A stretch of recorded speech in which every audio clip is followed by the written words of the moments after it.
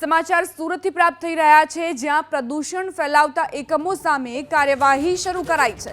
જીપીસીબીએ સપાટો બોલાવ્યો છે। પ્રદૂષણ ફેલાવતા સુરત શહેરના અને જિલ્લાના 8 યુનિટ બંધ કરાવવામાં આવ્યા। ઉત્પાદન બંધ કરવાની સાથે પાણી અને વીજ જોડાણ પણ કાપી નાખવામાં આવ્યું છે। અચાનક અધિકારીઓએ સ્થળ પર તપાસ કરી હતી। સંચાલકોએ ગેરરીતિ કરાતી હોવાનું બહાર આવ્યું હતું અને ત્યારબાદ આ પ્રકારની કાર્યવાહી જીપીસીબીએ કરી છે। અધિકારીઓની સ્થળ તપાસમાં પ્રદૂષણનો પર્દાફાશ થયો હતો। આ 8 એકમો પર કાર્યવાહી કરવામાં આવી છે। સુરત શહેર અને જિલ્લાના 8 એકમો સામે જીપીસીબીએ પાણી અને વીજ કનેક્શન કાપી દીધા છે। ઉત્પાદન પણ બંધ કરવામાં આવ્યું છે।